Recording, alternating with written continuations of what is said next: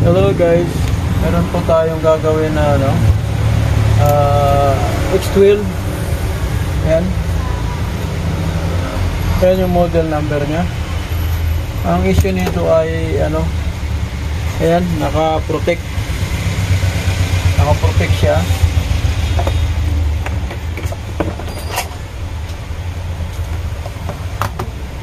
So tingnan natin kung may mga supply ito.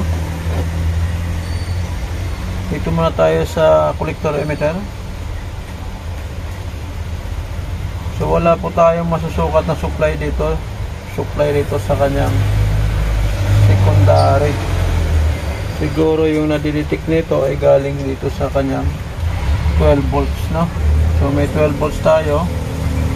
Ayan, pero pagdating dito sa amplifier nya o main amp ay wala. Wala supply dito. Walang secondary itong kanyang power supply. Okay, so yung ibang screw ay natanggal na natin. Ito na lang ilang piraso yung tatanggalin natin dyan.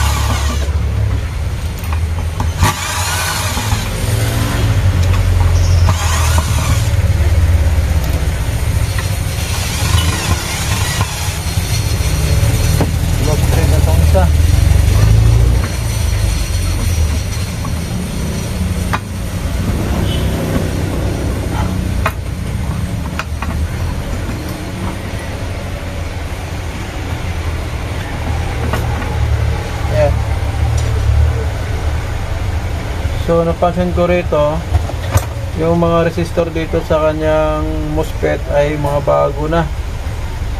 Ayan o. So nagpalit na sila. Okay. Mga bago na po yung mga resistor dito. Ito yung likuran. So himay-himayin natin to, bakit ayaw magbigay ng secondary yung supply nya or power supply.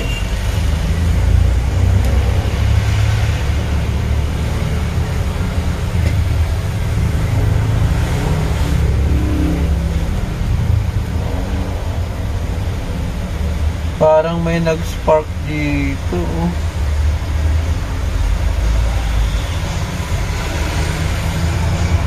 Paman din dito, paman din sa IC na to.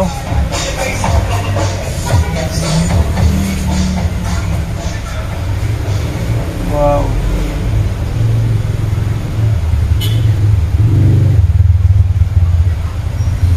Tapos yung linya din ayan ay nagkaroon ng corrosion dito. Sana nakikita nyo po to, no? Ito. So discusin natin to kung buo pa ba yung linya na yan.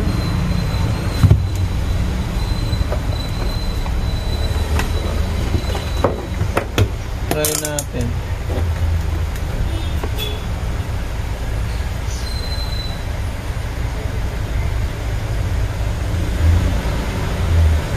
Good pa naman siya, pero corroded na talaga.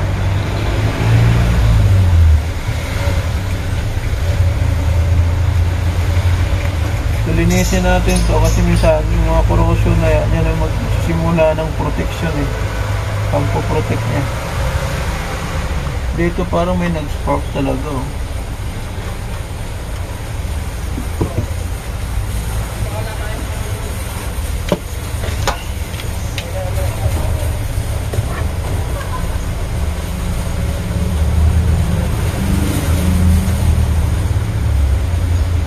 dinaanan ng bagong hinang pala. So nag-resolder na pala dito. Okay.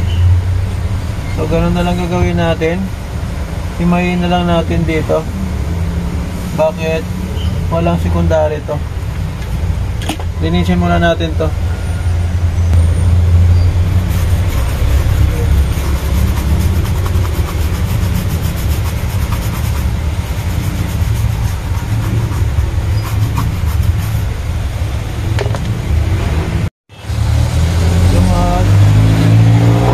Magre-resolver muna tayo rito sa mga pesa rito, parang biyak-biyak na yung hinang. Refresh muna natin lahat ng mga hinang na to. Bakit natin po-protect?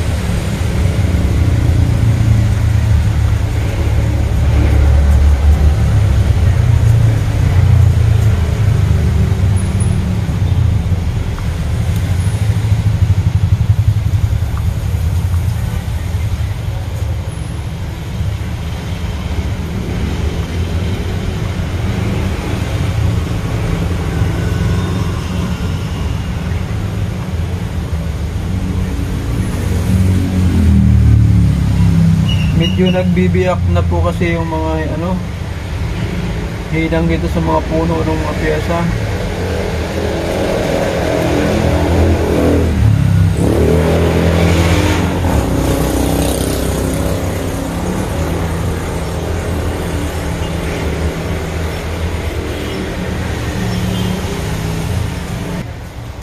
So dito naman sa kabila yung ating hinang.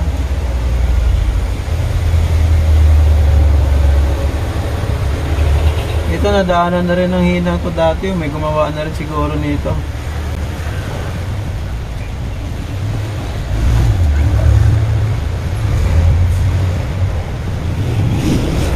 Ulitin na natin yung hinang dati.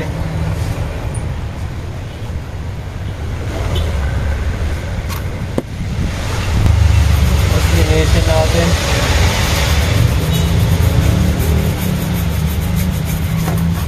Para matanggal na itong mga corrosion na ito. Tapos patuyo-tuyo na natin, tapos testing natin ulit. Okay, medyo tuyo na ho yung ating board. Testing natin ulit. Okay, nawala na po yung nawala na yung protect. So sukatin natin kung meron tayong supply na rito.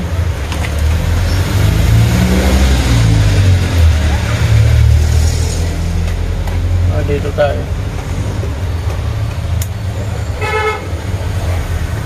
Medyo dito. Ayan, nakikita na. Tingnan natin kung mayroon na tayong supply.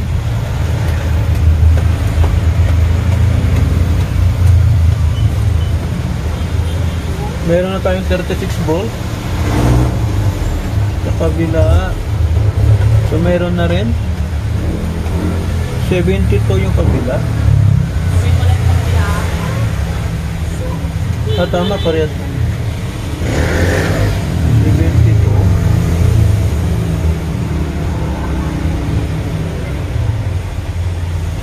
72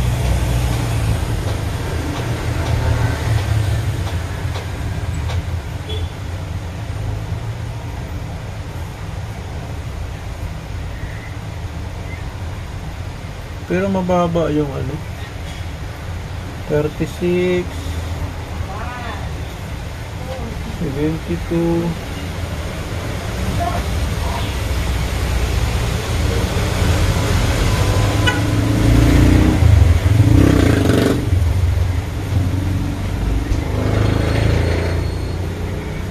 36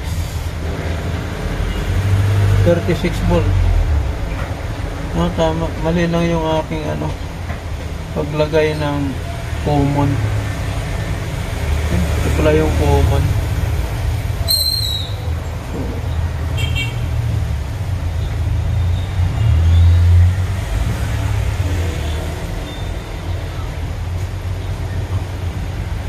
$36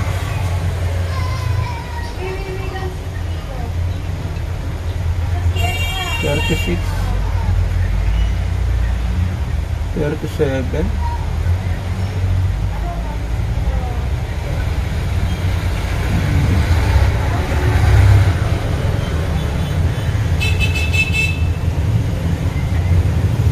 Thirty-six.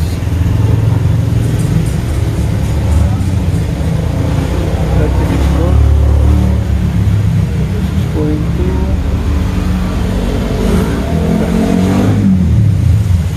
Okay, pantay na. So try natin kung mayroong decimeter to.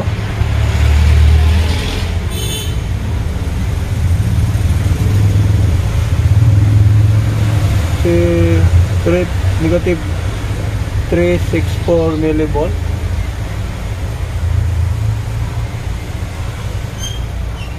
374 millivolt.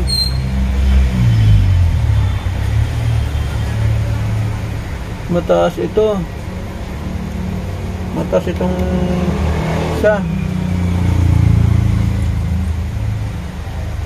11 volts ito. So may problema itong ano, itong channel na isa. Millivolt.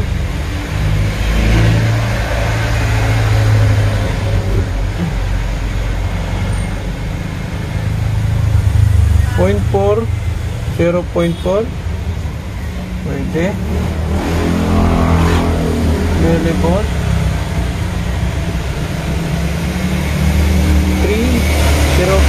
0.39. Oh, pwede. Itong isa may problema, oh, itong side na to. So same process pa rin tayo nito. So ubusin natin ng paghihinang to, no, kasi nagbibiyak-biyak na rin to, oh. So bago tayo mag-testing, yung mga biyak-biyak na ano,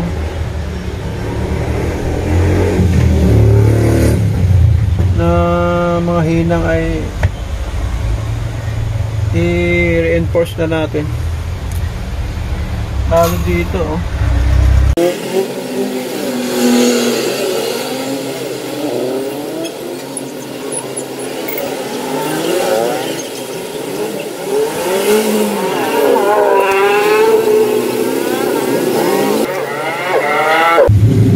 So tatagain po natin lahat itong ano, i-resolder para hindi tayo mahirapan mag-troubleshoot just in case na may problema pa ito. Pero itong side na to kasi talagang mataas ang bias niya, so baka makuha natin dito sa pag-resolder natin na natin.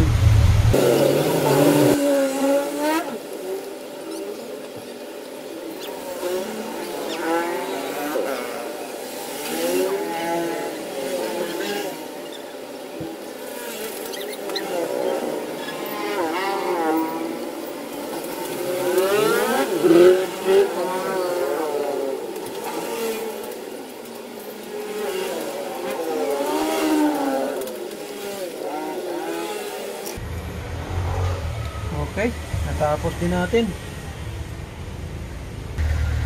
So, linisin natin yung ating pinaghinangan or ating pustusin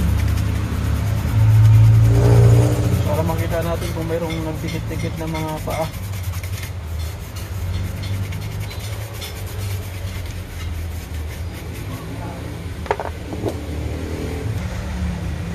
So, yan, tuyo na rin yung ating ano, board.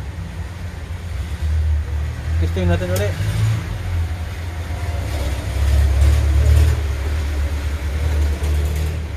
Tingnan natin kung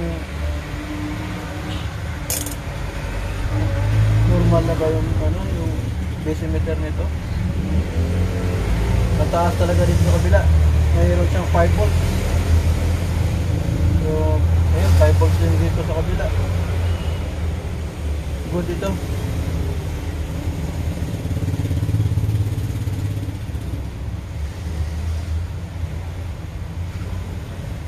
Mababa.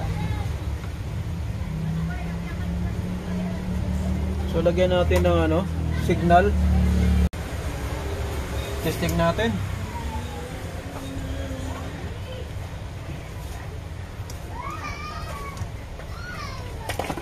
Okay.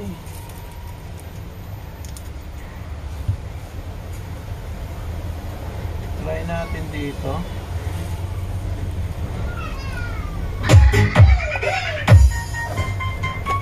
So gumagana tong side na to. Ito. Try natin tong side na to.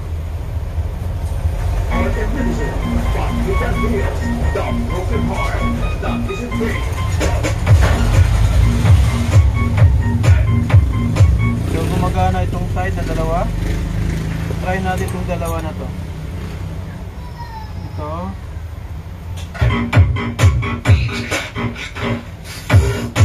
Distorted itong side, which is ito ngayon, yung mataas yung bias. Try natin. Itong kabila. Walang sound.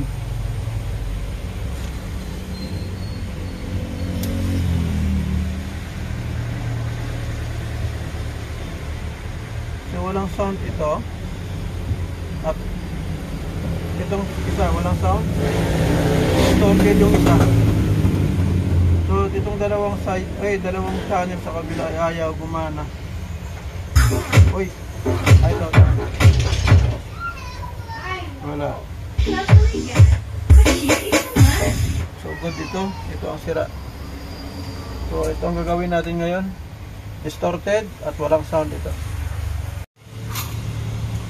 So ihang muna natin tong transistor para ma-check natin ang maayos.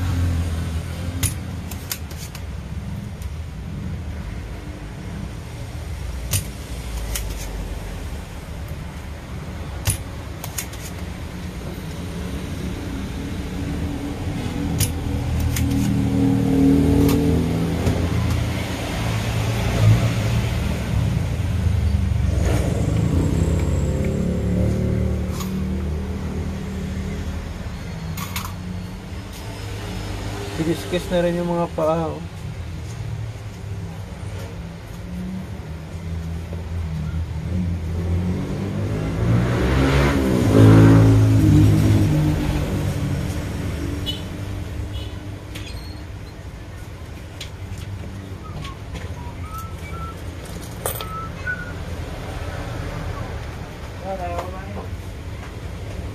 Good. Buo siya.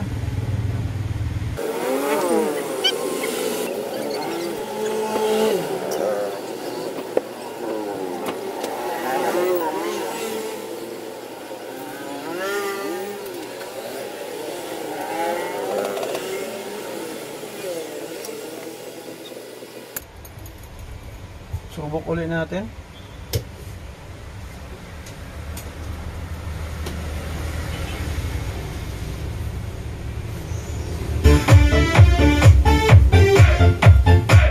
Good na to. Itong distorted. So ito pa rin ang wala. So ito na lang. So may cold shoulder lang siguro dito sa na to. Paano ang ating output? Kung bakit distorted siya. Good na ito. Ito na lang side na to.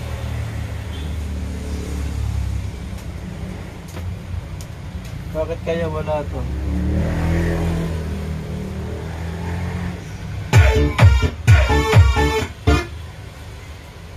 Wala eh.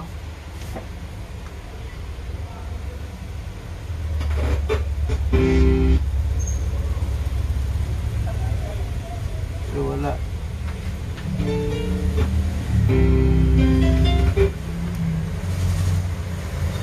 So ang ating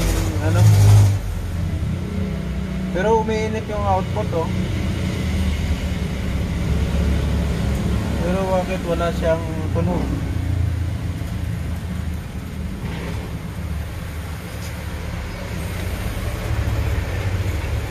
Bakit kaya?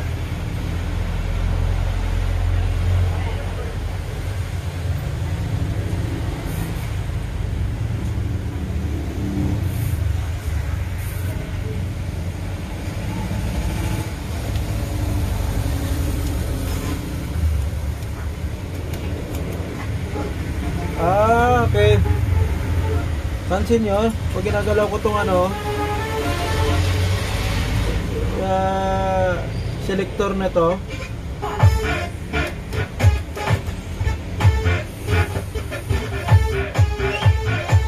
yan, may tunog na siya.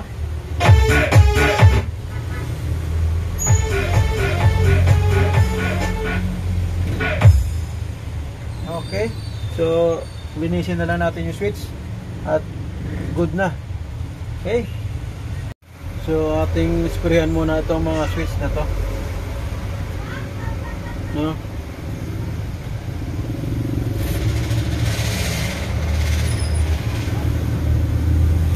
Lahatin na natin.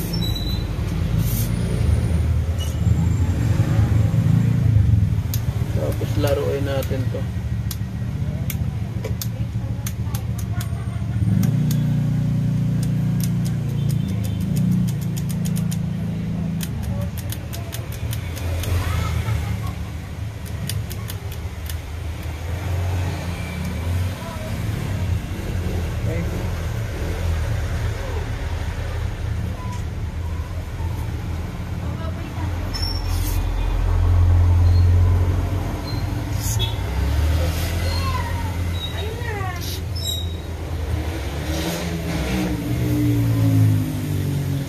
Yan.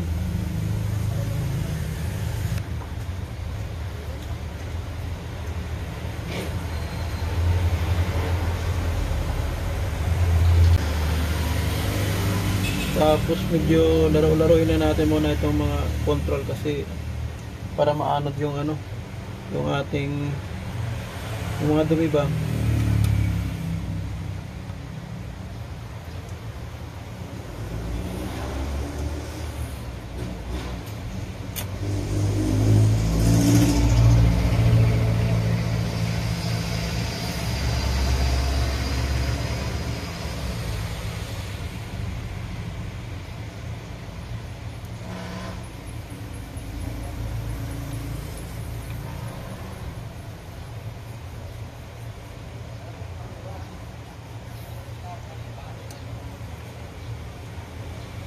Okay.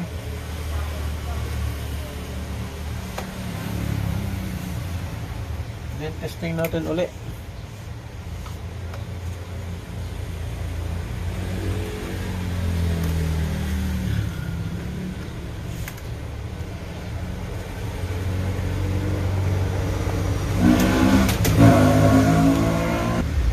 So, laro-laruin lang natin muna itong kanyang ano, volume control na to.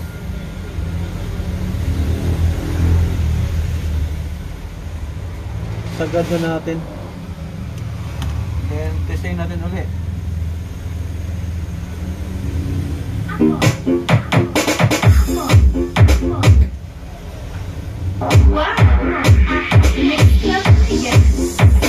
Good.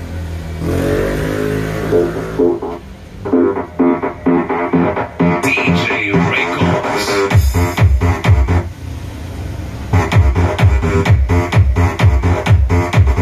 Good. Hindi natin pwedeng ibabad at mainit na. So ikabit muna natin dito sa kanyang ano, chassis at saka natin sound check na medyo malakas-lakas or matagal. Okay? Lalagyan muna natin ng ano, silicone paste yung ating mga transistor para medyo maganda yung pag transfer ng init na ating ano, output sa kanyang heatsink kasi medyo tuyo na yung lumang ano silicone compound or silicone paste.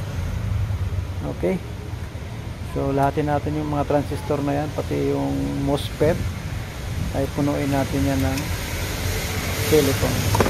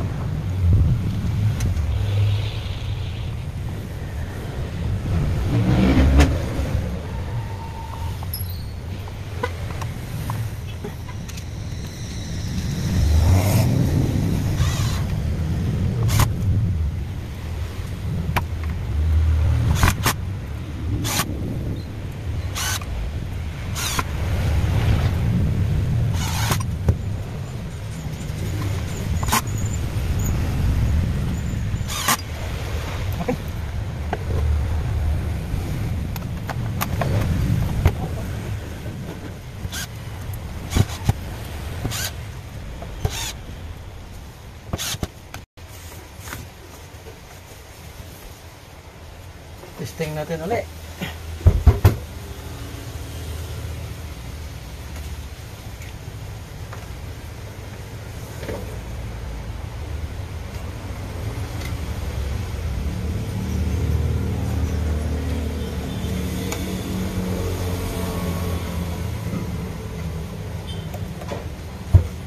Power on.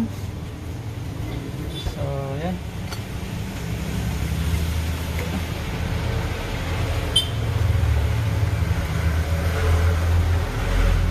Power na tayo.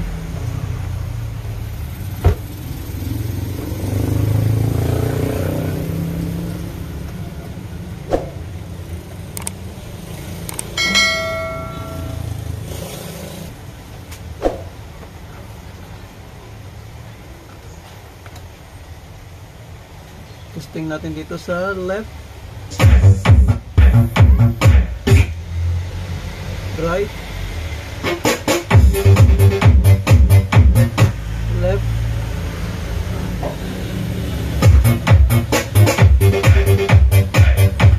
right.